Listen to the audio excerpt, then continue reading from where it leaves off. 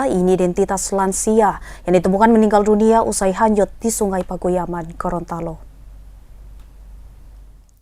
Kantor Pencarian dan Pertolongan atau KPP Gorontalo mengungkap identitas pria usia lanjut atau lansia yang dimana hanyut di Sungai Desa Balate Jaya, Kecamatan Pagoyaman, Kabupaten Bualemo. Berdasarkan data resmi saudara, korban bernama Nita Tajiro. Ia telah menginjak usia 80 tahun. Nita merupakan warga Dusun Bukit Harapan, Desa Balate Jaya.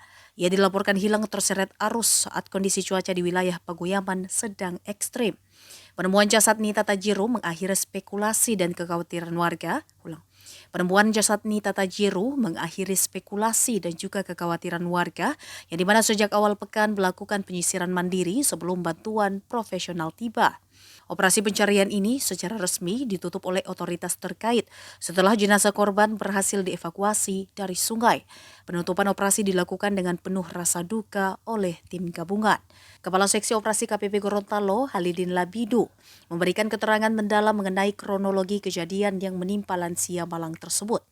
Sebelumnya diketahui saudara, peristiwa ini bermula pada Senin 2 Maret 2026 pagi. Seperti hari-hari biasanya, Nita Tajiro berangkat menuju kebun miliknya untuk beraktivitas. Pada pukul 5:30 waktu Indonesia Tengah, Nita melangkahkan kaki menuju kebun didampingi oleh istrinya. Kebun mereka terletak di Dusun Bukit Harapan, yang dimana area yang cukup jauh dari pemukiman warga. Jaraknya diperkirakan sekitar 3 km dari kediaman mereka. Pasangan lansia ini menghabiskan waktu berjam-jam di kebun hingga siang hari tiba. Namun ketenangan mereka terusik oleh perubahan cuaca yang mendadak. Sekira pukul 14:30 waktu Indonesia Tengah, langit di atas Pagoyaman menggelap. Hujan dengan intensitas deras mengguyur wilayah tersebut tanpa ampun. Menyadari bahaya cuaca buruk saudara, Nita dan istrinya memutuskan untuk segera bergegas pulang guna menghindari badai yang lebih besar. Namun dalam perjalanan pulang yang penuh rintangan tersebut, sebuah keputusan krusial diambil, di mana Nita memilih jalur yang berbeda. Perpisahan jalan di tengah hutan dan hujan lebat ini menjadi momen terakhir keluarga melihat Nita dalam kondisi bernyawa. Sesampainya di rumah, istri Nita mulai merasa cemas. Ia menyadari bahwa debit air sungai yang melintasi area kebun dan belakang rumah mereka telah meningkat drastis atau meluap. Kecurigaan bahwa suaminya terjebak atau terseret arus mulai muncul.